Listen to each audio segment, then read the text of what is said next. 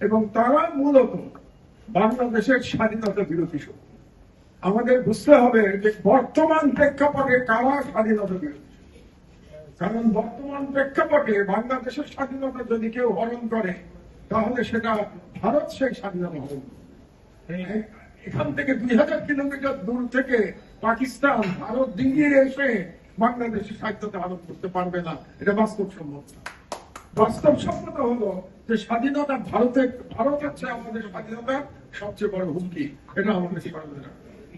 কাজেই যে রাজনীতিবিদরা বলবেন বা দেশ সমাজ বলবে যে বাংলা ভাগ ভুল হয়েছিল 1947 সালে, ধরে নিতে হবে যে তারা বাংলাদেশের স্বাধীনতায় বিশ্বাস করে। এটা আমাদের আর এক শ্রেণীর আমাদের দেশে সুশীল সমাজ এবং রাজনীতিবিদ আছে, এবং দুর্ভাগ্যজনক ভাবে এই ধরনের রাজনৈতিক বয়ান আমরা সরকারি দলের কারো কারো মুখ থেকে শুনতে পাচ্ছি, যারা ভারতের হিন্দুত্ববাদের উত্থানের সাথে বাংলাদেশে ইসলামপন্থীদের উত্থানকে মেলাতে চায়। এটা কিন্তু একটা ভয়ঙ্কর বয়ান, আপনাদেরকে মনে রাখতে হবে। কারণ ভারতে হিন্দুত্ববাদীরা যে পরিমাণ অত্যাচার করেছে তার কোনো মুসলমানদের উপরে তার কোনো উদাহরণ, তার উল্টো কোনো উদাহরণ বাংলাদেশে নাই। বাংলাদেশের সেই পাকিস্তান আমল থেকে হিন্দুদের উপরে বরং বাঙালি মুসলমানরা হিন্দুদের রক্ষা করবার চেষ্টা করেছে সব সময়। আমার 1965 সালের রায়ের কথা মনে আছে, 64 সালের রায়, সরি, তখন আমি স্কুলে বোধহয় 5-6 পড়ি। সেই সময় আমরা তো একেবারেই ছোট, আমাদের মুরব্বীদের নিয়ে আমরা বাড়ি বাড়ি হিন্দু বাড়িতে গিয়ে, আমি পুরনো ঢাকার ছেলে, গ্যান্ডারিয়ার ছেলে, যেখানে প্রচুর হিন্দুরা ছিলেন, আমাদের মনে আছে আমাদের বাড়িতে আমরা হিন্দুদের আশ্রয় দিয়েছিলাম, তাদের খাবার ব্যবস্থা করে দিয়েছিলাম। আমাদের হেডমাস্টার হিন্দু ছিলেন, আমরা তার বাড়ি পাহারা দিয়েছিলাম, এবং আমরা গ্যান্ডারিয়ার সবগুলো মন্দির আমরা পাহারা দিতাম। এটাই বাঙালি মুসলমানদের ঐতিহ্য। আমরা কখনো অন্য ধর্মের কোন উপাসনালয়ের উপরে আক্রমণ করি নাই। বাবরি মসজিদের মতো ভিন্ন ঘটনা বাংলাদেশে কোনোদিন ঘটবে না, কারণ ওই ধরনের বর্বর আমরা কোনোদিন হতে পারি। কাজে হিন্দুত্ববাদীদের মতো বর্বরতা আমরা, আমাদের জিনের মধ্যে ওই বর্বরতা নাই। কাজে যারা আজকে বলার চেষ্টা করেন যে বাংলাদেশে জুলাই বিপ্লবের পর থেকে ইসলাম পন্থার উত্থান হয়েছে, তারা প্রকৃতপক্ষে বাংলাদেশে হিন্দুত্ববাদের সহায়ক শক্তি হিসেবে কাজ করছেন। কাজে এই ধরনের বয়ান যারা আনতে চান যে বাংলাদেশে একটা ইসলামিক উত্থান হচ্ছে এবং এটা বাংলাদেশের গণতন্ত্রের জন্য বিপজ্জনক, তারা প্রকৃতপক্ষে ভারতের দালালি করছেন, এটা আমাদের মনে রাখা উচিত। কাজে এই দুই শ্রেণীর রাজনীতিবিদ এবং সুশীল সমাজ সম্পর্কে আমাদের সতর্ক থাকতে হবে।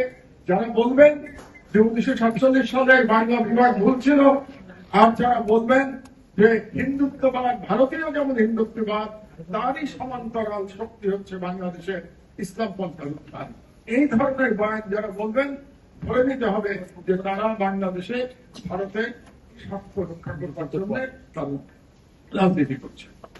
এখন আবার আমরা চিন্তা করতে পারি, যেমন আজকে বক্তাদের মধ্যে দু একজন বলেছেন, কুয়াদও বলেছেন, যে আমরা কি করতে পারি ভারতীয় মুসলমানদের, মানে এমন ভাবে আমরা বলতে পারি যে এটা তো ভারতের অভ্যন্তরীণ বিষয়। থিওরিটিক্যালি ইট ইজ রাইট, এটা ভারতের অভ্যন্তরীণ বিষয়।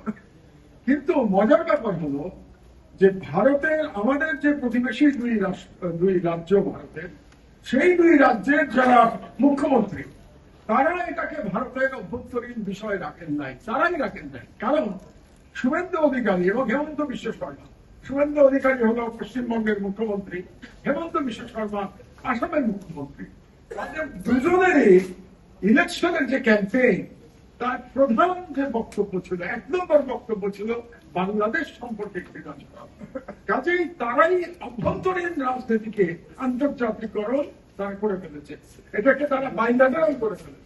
তাদের ইলেকশন ক্যাম্পেইনের মধ্যে তারা বাংলাদেশকে নিয়ে এসে, আমরা আনি নাই, এটা ভারতের বিজেপি নিয়ে এসছে বাংলাদেশকে।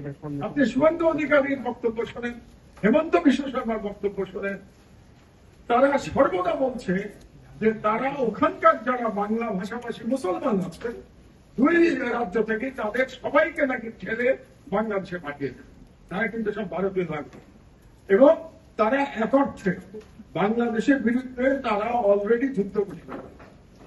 সুতরাং আমাদের মনে রাখতে হবে, আমরা যদিও বলতে পারি যে এটা আমাদের বিষয় না, কিন্তু আসলে এটা আমাদের বিষয় হয়ে গেছে, আমরা এটাকে আর ইগনোর করতে পারি না। আচ্ছা, তো এখন ইগনোর তো করতে পারলাম না, তাহলে আমাদের করণীয়টা কি? এটা খুব গুরুত্বপূর্ণ যে আমরা কি করতে পারি। আমরা ইগনোর করতে পারছি না, যেহেতু তারা আমাদের মানে বিপদ দূরে নাই, বিপদ আমাদের ঘাড়ের উপর চলে, তাহলে এই বিপদ মোকাবেলায় আমরা কি করতে পারি? তো আমরা বলতে আমরা বলতে মোটা দাগে তিনটা গ্রুপ ভাগ করেছি। একটা হচ্ছে জনগণ, সাধারণ জনগণ, আমরা সাধারণ জনগণ, আমরা ক্ষমতার সাথে নাই। দ্বিতীয় হচ্ছে রাজনৈতিক দল, তারা একটা আলাদা গ্রুপ, তার মধ্যে আমাদের ফুয়াদও চলে আসবে, কারণ ফুয়াদ একটা রাজনৈতিক দলের সেক্রেটারি। তো রাজনৈতিক দলের বক্তব্য, আর একটা হচ্ছে সরকারি বক্তব্য। তাহলে আমরা যদি তিন ভাগে ভাগ করি, যে জনগণ কি করবে, বিরোধী রাজনৈতিক দলগুলো কি করবে, এবং সরকার কি করবে। জনগণ কি করবে সেখানে আমার দুটো সাজেশন আছে, আমার কয়েকটা সাজেশনই আছে। রাজনৈতিক জনগণের মধ্যে আমি আবার একটু ভাগ করছি। এক নম্বর হচ্ছে যারা সীমান্তবর্তী অঞ্চলে থাকে, তাদের একটা বড় দায়িত্ব আছে। কি দায়িত্ব জানেন? আমি তাদের প্রতি আহ্বান জানাবো, ভারতের সাথে সব রকম চোরাচালান বন্ধে তারা যেন সহযোগিতা করে, এবং এই সহযোগিতা সব থেকে ভালোভাবে করতে পারবেন যারা সীমান্ত অঞ্চলে আমাদের পাশে। এবং সেই চোরাচালান সবকিছু বাংলাদেশ থেকেও কিছু যাবে না, ভারত থেকেও কিছু আসবে। এই যে কাঁটাতারের বেড়া নিয়ে অনেক চেঁচামেচি হয়, আমি ব্যক্তিগত মনে করি কাঁটাতারের বেড়া হলে আমাদের কি সমস্যা? আমাদের একটাই সমস্যা হতে পারে কাঁটাতারের বেড়া হলে, যদি সেটা জিরো, যেটাকে বলে যে no man's land, no man's land সেটা ভারত করার চেষ্টা করে। কারণ নো ম্যানস ল্যান্ডে এটা করা মানে হচ্ছে আমাদের সার্বভৌমত্বের উপরে কাজ করতে। কিন্তু ভারত যদি তার জমির মধ্যে কাঁটাতারের বেড়া করে, এটা নিয়ে আমি আনন্দিত, আমি ব্যক্তিগতভাবে খুশি, তাদেরকে কাঁটাতারের বেড়া করে যেতে। এবং আমার অনুরোধ থাকবে আমাদের সীমান্তবর্তী মানুষজনের কাছ থেকে, সেখানে অনেকে কিন্তু আপনারা নিশ্চয়ই জানেন, সেখানে অনেকে এই চোরাচালান ব্যবসার সাথে জড়িত। কাজে তাদের প্রতি অনুরোধ থাকবে, আপনারা দেশের স্বার্থে, নিজেদের স্বার্থে এই চোরাচালান ব্যবসা বন্ধ করেন। এই চোরাচালানের মধ্যে মাদকও আসছে, মাদক আসার জন্য আমাদের যুব সমাজ ক্ষতিগ্রস্ত হচ্ছে। আমাদের এই যে ইদানিং আপনি দেখতে পাচ্ছেন এত সামাজিক উচ্ছৃঙ্খলতা বেড়ে গেছে, এত সামাজিক নৃশংসতা বেড়ে গেছে, কি সব নৃশংস ঘটনা চলছে, এর মূলে কিন্তু একটা প্রধান কারণ হচ্ছে মাদক দ্রব্য। এই মাদক ব্যবহারে মানুষ মানে কি বলবো, মানুষ পশুর থেকে অধম হয়ে যাচ্ছে। তো এই কারণে আমি মানে চোরাচালান সম্পূর্ণভাবে বন্ধের জন্য আহ্বান জানাই। দ্বিতীয় আরেকটা আহ্বান জানাই, কদিন পরে আমাদের কোরবানির ঈদ, আমাদের পবিত্র ঈদ, সেখানে আমি সকলের প্রতি আহ্বান জানাচ্ছি, পুরো জাতির প্রতি আহ্বান জানাচ্ছি, আপনারা কোন ভারতীয় গরু কোরবানি দেবেন না। এটা যদি আপনারা করতে পারেন, সীমান্ত অঞ্চলে যারা ভারতীয় গরু নিয়ে আসবে তাদের কাছ থেকে কেউ ভারতীয় গরু কিনবেন না। কারণ আমাদের প্রথম কথা হচ্ছে আমাদের অর্থনীতির জন্য এটা খারাপ, কারণ আমাদের যারা গরু খামারি আছেন তাদের ব্যবসা ক্ষতিগ্রস্ত হয় যখন ভারত থেকে চোরাচালানের মাধ্যমে গরু চলে। এটা বন্ধ হলে পরে আমাদের ব্যবসা বাড়বে, আমাদের যারা খামারি, আমাদের যারা কৃষক, তারা উপকৃত হবে। কাজেই দেশের স্বার্থে, জনগণের স্বার্থে আপনারা ভারতীয় গরু জবাই করা, কেনা বেচা বন্ধ করবেন, এটা আমার আহ্বান।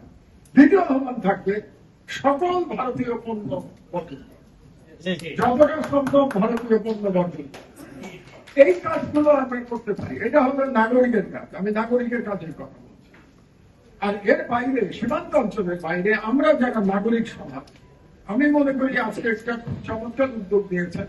আমি আজকাল কোন অনুষ্ঠানে কিন্তু আসি না, এটা অনেকেই জানেন, কিন্তু আজকে শুধু এসছি আমি বিষয়ের কারণে আজকে এসেছি। আজকে এটা যদি বাংলাদেশের সার্বভৌমত্বের, আমাদের অস্তিত্বের ব্যাপার না হতো, তাহলে আজকের এই অনুষ্ঠানে হয়তো আমি আসতাম। আমি মনে করি যে বাংলাদেশের স্বাধীনতা রক্ষার জন্য এটা অত্যন্ত গুরুত্বপূর্ণ একটা উদ্যোগ, এবং এই উদ্যোগটাকে আরো বাড়াতে হবে, শহরে শহরে করতে হবে, সারা দেশব্যাপী করতে হবে। এবং নাগরিকের কাজ হচ্ছে এই দাবিগুলো নিয়ে রাস্তায় নামা।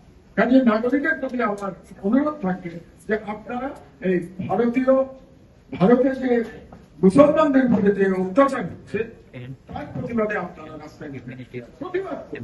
প্রতিবাদ মানে এটা না কিন্তু যে আপনি এখানে আমার সংখ্যালঘুদের উপরে আপনি অত্যাচার করবেন, তাহলে তো আপনিও ওদের মতো নিকৃষ্ট হয়ে গেলেন। এখানকার সংখ্যালঘুর অধিকার একেবারে শতভাগ দেওয়ার পরে আপনি রাস্তায় নামবেন ভারতীয় সংখ্যালঘুদের উপর যে অত্যাচার হচ্ছে তার প্রতিবাদ করবেন। কারণ আপনারা যদি আপনাদের সংখ্যালঘুদের রক্ষা করতে না পারেন, তাহলে অন্য দেশের সংখ্যালঘুদের বিষয়ে কথা বলার নৈতিক অধিকার আপনার থাকে না। এটা কিন্তু মাথায় রাখতে হবে। আচ্ছা, এটা তো গেল জনগণের হয়। রাজনৈতিক দলগুলোর কাজ হচ্ছে, আমি খুব দুঃখ পাই রাজনৈতিক দলগুলোর নিরবতা দেখে। কারণ রাজনৈতিক দলগুলো মনে করে যে ভারত সরকারকে অসন্তুষ্ট করলে, বাংলাদেশে একটা কিন্তু আছে রাজনীতি, যে ভারত সরকারকে অসন্তুষ্ট করে ক্ষমতায় যাওয়া যায়। এখন এটা শুধু যে সরকারি দলের উপরে ভাইরাস আছে তার না, রাজনৈতিক সকল রাজনৈতিক দলের মধ্যেই এই ভাইরাসের সংক্রমণ। এই ভাইরাস মুক্ত হয়ে যান এবং রাজনৈতিক দলগুলোর চাপ প্রয়োগ করা উচিত সরকারের উপরে এবং ভারতের উপর। কারণ রাজনৈতিক দলগুলোর নানা রকম ন্যাশনাল কানেকশন থাকে। কাজে আপনারা ইচ্ছা করলে চাপ প্রয়োগ করতে পারেন যাতে করে ভারতীয় মুসলমানদের উপরে অত্যাচার বন্ধ হয়। কাজে রাজনৈতিক দলগুলোর এই ইস্যুতে মাঠে নামা উচিত। এখন পর্যন্ত কোন রাজনৈতিক দল এ ব্যাপারে সোচ্চার হয় নাই। একমাত্র মাঝে মাঝে এনসিপি কে দেখি এই ব্যাপার না হলেও ভারত প্রশ্নে নানা রকম বক্তব্য এনসিপি দিয়ে থাকে, কিন্তু বাকি রাজনৈতিক দলগুলো মোটামুটি নীরবতা তারা পালন করছে। কাজে আমি রাজনৈতিক দলগুলোর কাছে অধিকতর উদ্যোগ আমি আশা করি। এবার আসি সরকার, সবচেয়ে গুরুত্বপূর্ণ। আমি মনে করি রাজনীতি জনগণ এবং সরকার সব থেকে গুরুত্বপূর্ণ, যেহেতু সরকারের হাতে ক্ষমতা আর জনগণের কাছে হচ্ছে সংখ্যা। যে সংখ্যা যেহেতু আছে আমাদের 18 কোটি জনগণ, তারা যদি ঐক্যবদ্ধ হয় তাহলে সেটাকে উপেক্ষা করা কোন সরকার কিংবা কোন রাজনৈতিক দলের পক্ষে সম্ভব না। সরকারের দায়িত্বের আগে আমি সরকারকে একটা পাশের বাড়ির উদাহরণ দেখেন। ছোট্ট দেশ যার কোন সামরিক শক্তিও নাই, নেপাল।